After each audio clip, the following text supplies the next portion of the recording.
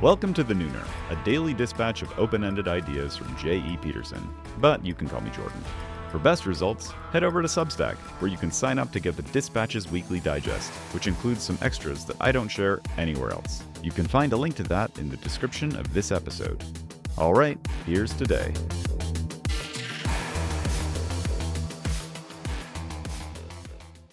Storytelling is a compression algorithm.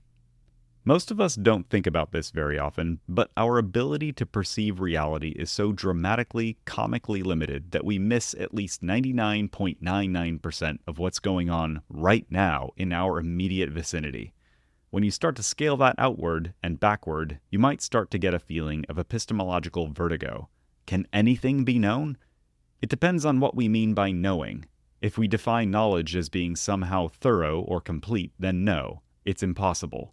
Pick up an apple. It's made of 50 million cells. Take a bite. Swallow. Do you even know what happens next? I mean, do you personally even know how swallowing works? Everything we know is a distillation of virtually infinite information into something that is somehow useful to us, which is why we tell stories. Stories are, by far, without question, the best compression algorithm we have to understand ourselves and the universe we live in.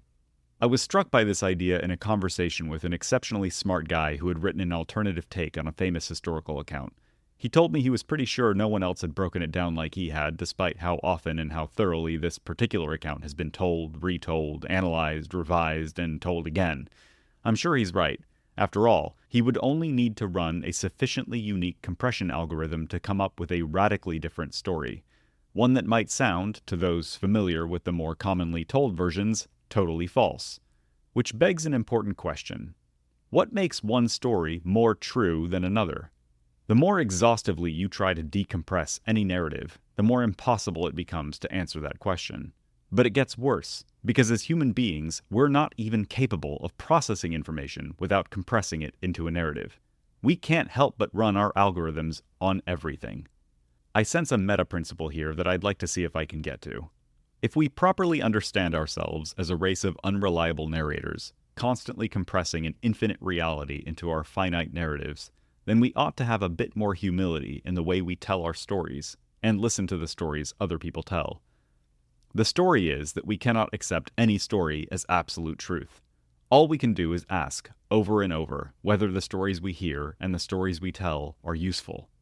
And as we strive and struggle to answer that question, we can continually revise our own compression algorithms so that the stories we live by make the lives we live better.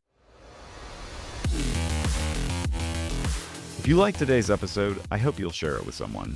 No, I'm not asking you to spam your socials. I mean, obviously you can if you want to, but everyone knows a thoughtful, well-timed message can make all the difference in someone's day. So if the spirit moves, send a text.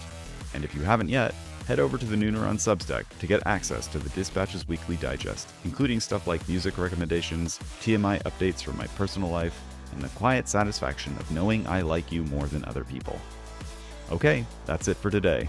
See you at noon tomorrow.